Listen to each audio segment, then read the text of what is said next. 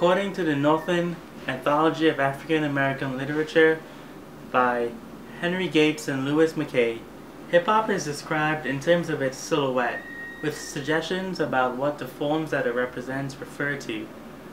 What the readings do effectively is present a graceful introduction and synopsis about the culture that black music is surrounded by, namely black nationalism.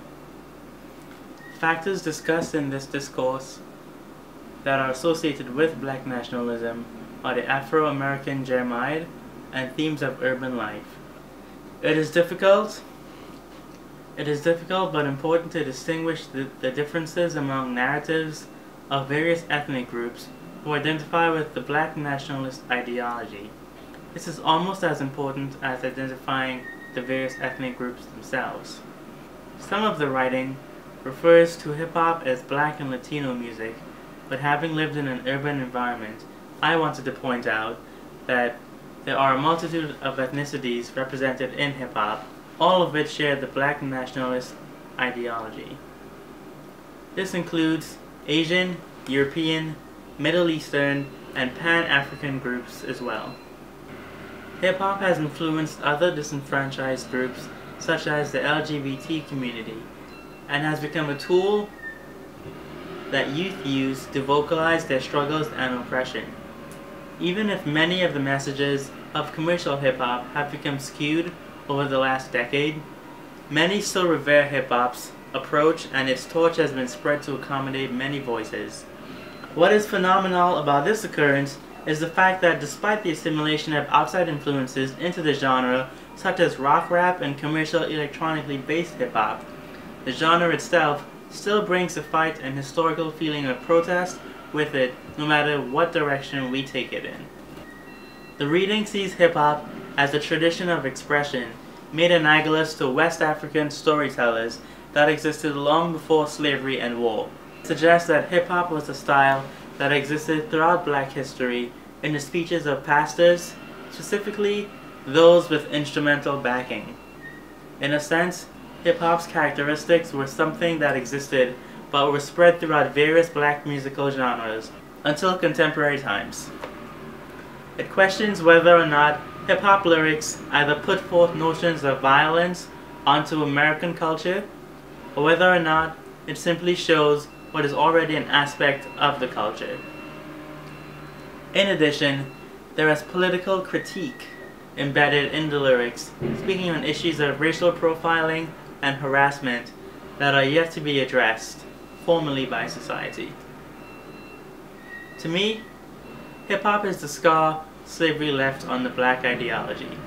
What hip-hop specifically does is artistically portray its messages, which may be militant, anti-establishment, against capitalism, against the government and specific presidential administrations, as well as social structures and life as a lower-class citizen, when compared to other American groups in the grand scheme of the political and social system.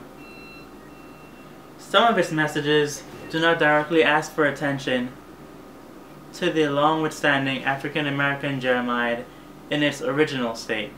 Instead, they focus on how the problem has modernized to suit the time period in which rappers live. We see this in many of today's underground hip-hop. Many rappers express that life is composed of a rigged system and blacks are the victims of the system. A common theme expressed in many hip-hop music today is poverty and urban living.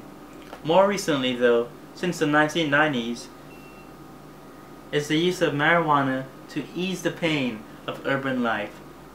Crack cocaine addiction, drug-related murder and gang conflict, hatred for the police and the establishment are featured and expounded upon in lyrics.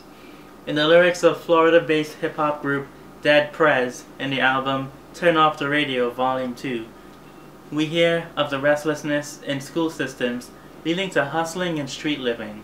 He points out that the very system that brought him no help in the beginning with the real problems of his life later just incarcerate his people, alluding to blacks in this scenario as essentially being set up. When viewed through this lens, the message is not just a piece of literature, but a slice of reality delivered by a different perspective, the black perspective.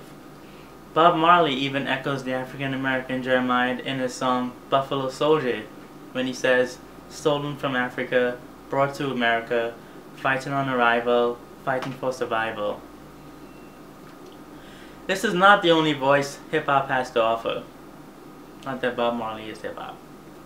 There are different artists that acknowledge the injustice that blacks are dealt, but do not turn to aggression. Rather, they speak about uniting everyone and working towards improving the lifestyles in the concrete jungle, one right and wrong at a time. They do this, however, through uplifting blacks using black nationalist ideology. How Public Enemy uses black nationalist ideology in their song Fight the Power and its music video is by having a rally of people in the urban environment doing something different from what is expected of them. They are cohesive, they believe in the cause that their lives need to be uplifted, they are aware of the struggle of their ancestors, and will not continue to allow themselves to be treated as second-class citizens. Fight the power.